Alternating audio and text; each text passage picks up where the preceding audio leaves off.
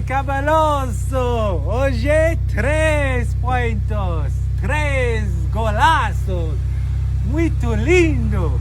Obrigado, Caio, Romero, todo mundo junto! Let's bora! Meus amigos, se o Gabriel Barbosa ficou de fora do último jogo, já foi um assunto muito falado na imprensa. Agora então que a segunda partida consecutiva do jogador no banco de reservas tem chamado a atenção de todo o país. E a imprensa tem repercutido a grande vitória do Cruzeiro, mas dando destaque que o Cruzeiro não precisou do Dudu e do atacante Gabriel Barbosa. Mas é importante relembrar as falas do treinador Leonardo Jardim. Nós temos aqui um elenco, todos têm que correr. Hoje foi titular o Caio Jorge, amanhã talvez seja o Gabriel Barbosa. Depende do adversário que vamos enfrentar e da maneira que o Cruzeiro quer se postar dentro de campo. E olha só, família, eu separei aqui para vocês somente as principais falas da imprensa. Só que antes eu vou pedir a cada torcedor cruzeirense que está do outro lado da tela que deixe aqui o seu gostei, que se inscreva no nosso canal, porque sua participação é de extrema importância para o nosso crescimento.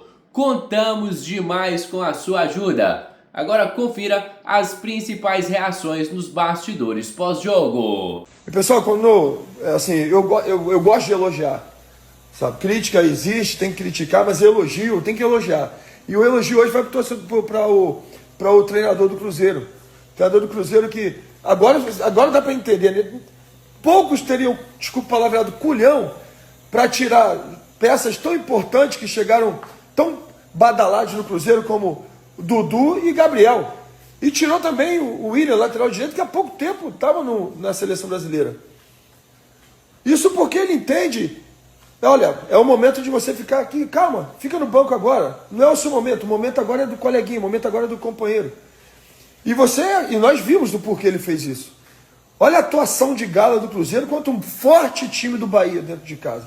Então, parabéns ao treinador do Cruzeiro, que foi sábio ao mexer as peças e falar, olha, daqui a pouco vai chegar o seu momento. É isso que o torcedor do Cruzeiro quer. Parabéns. Leonardo Jardim fez mudanças e conseguiu uma mudança importante no Cruzeiro, de atitude, de organização, no aspecto físico também, na intensidade do jogo. O Cruzeiro melhorou bastante e fez um placar merecido, 3-0, sobre o bom time do Bahia, que hoje não jogou bem. Vamos falar muito sobre esse jogo e também sobre os demais assuntos do programa.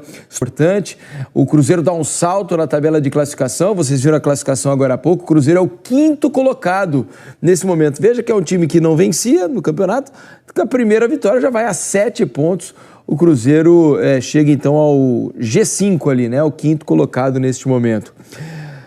Carlos Eduardo Mansur, o que mudou no Cruzeiro? Porque não só a escalação, mas o Cruzeiro se apresentou à torcida com aquele desejo de ganhar o jogo, com aquela organização mais perto daquilo que a torcida imaginava para esse começo de ano, que lá atrás, quando as contratações vieram e tal, deixaram o torcedor bastante empolgado para 2025, não, Mansur? Boa noite. Boa noite, Felipe. Boa noite, Richarlison. Boa noite a todo mundo que está assistindo a gente. Eu não conseguia olhar para o jogo sem pensar na entrevista recente do Pedro Lourenço, dono da SAF do Cruzeiro, em que ele dizia ter errado nas contratações. Conforme o jogo ia andando, a minha sensação... Eu não sei se de fato errou, eu não sei o que alguns dos jogadores contratados e que estavam no banco hoje vão produzir ao longo do restante da temporada. O que me parece claro é que desde sempre o principal erro era a ausência de um projeto esportivo, né? A política de contratação colocava muito investimento e muito status em jogadores numa etapa avançada de carreira, sem rendimento alto recente, ampliava demais a média de idade do time e baixava a intensidade. Se você fosse eleger os 11 iniciais por status, por maior investimento e pelo nome, pela badalação, com que chegaram ao Cruzeiro. Isso resulta na queda de um treinador e na chegada de outro absolutamente descasado com esse tipo de modelo. Porque se vem um treinador, e que claramente, como está reafirmado e principalmente demonstrado no jogo de hoje, que aposta num time de pressão, intensidade altíssima, recuperação rápida de bola e ataque rápido, Isso não combina em nada com as principais contratações feitas no início do ano. Então a sensação que eu olhava, imaginava assim, era o Leonardo Jardim ouvindo a entrevista do Pedro Lourenço dizendo: não, pode deixar que eu vou consertar. Só que para consertar, a gente vai ter uma mudança radical de base de time. Não, é até possível que por uma mudança de atitude, de momento físico, ou eventualmente, que esses jogadores que não estavam hoje, Dudu, Gabriel, o Eduardo é um outro jogador que veio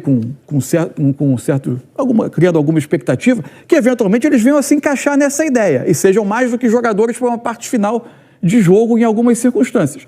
Mas hoje, pelo que vinham rendendo com o Cruzeiro e pelo que vinham rendendo nos últimos momentos de carreira, é difícil imaginá-los executando essa ideia, que só funcionou porque a decisão de pressionar o tempo todo era uma decisão dos 11 que estavam em campo. O Cruzeiro foi uma unidade o tempo inteiro pressionando o Bahia, que fez uma partida muito ruim. É isso aí. Ô, Richarlison, boa noite. Tudo, Diniz. Eu acho que assim, principalmente... o Jardim entendeu o que ele precisava fazer, quais eram as características importantes para que determinados jogadores pudessem crescer individualmente, mas tendo o coletivo muito melhor do que tinha sido feito até agora com o Cruzeiro. Por que eu falo isso? Quando ele entra com uma formação com 3 volantes, e aí ele coloca o Christian, que é um jogador de intensidade, de mobilidade, de movimentação, de entendimento de jogo, ele dá uma sustentação para quem? Para o articulador, que é um jogador que é importante para esse time, que é o Matheus Pereira. Porque quando o Matheus Pereira ele fica vulnerável, que ele precisa recompor, que ele precisa entender, fazer movimentações na parte defensiva, ele perde aquilo que ele tem de melhor, que é a criação. E tendo essa sustentação de três volantes, ele fica livre. Ele consegue fazer aquilo para que o Cruzeiro possa criar oportunidades ofensivas de maneira mais natural, não forçadas. E aí entra também a sacada de ele trazer 2 jogadores jovens, o Wanderson até que não tão jovens, com 30 anos, mas é jovem, e o Caio com 23, que entrega essa pressão com intensidade a todo tempo, e isso não foi só contra o Bahia, já tinha sido contra o São Paulo, e que faz o Cruzeiro subir suas linhas, entender que tem um lado esquerdo muito bem legal com o Kaique. Esse menino tem uma resistência de velocidade legal, uma percepção de movimentação bacana, e do outro lado um jogador mais veterano, com entendimento de vir como um construtor, que é o Fagner. Então ele entendeu que precisava fazer mudanças com encaixes e, acima de tudo, mudar essa rotação desse time, que era muito mais apático, era muito mais passivo, para um time muito mais intenso, para um time muito mais brigador. E aí o resultado é isso. Fez uma grande partida. É claro que a gente vai falar da partida apática e abaixo daquilo que a gente tem acompanhado do Bahia, mas é mérito do Cruzeiro, que fez o Bahia sentir. Antes do pênalti, a gente vai falar depois, eram 3 pressões fortíssimas em cima do goleiro e do zagueiro, que já tinham errado. A terceira foi o pênalti, que foi a gota d'água. Ali, o Cruzeiro falou assim: opa, estamos fazendo certo. Então, assim, quando você se predispõe a entender as características do seu time, dos seus jogadores, e potencializar para que coletivamente você tenha um time diferente daquilo que vinha sendo, mas, acima de tudo, dando oportunidade individual para cada um fazer aquilo que tem de melhor, o resultado é esse. É por aí. Vamos saber. O que mais me chamou a atenção é que todos os comportamentos eles eram dos 11 jogadores. E aí vai chegar o lance, para mim, que exemplifica a diferença evidente que tem muito de organização, você corre mais quando você sabe o que você tem que fazer, mas também de atitude entre Cruzeiro e Bahia no primeiro tempo, que é o lance do primeiro gol. Eu quero chamar a atenção para um jogador aqui. Para mim foi o grande nome do jogo.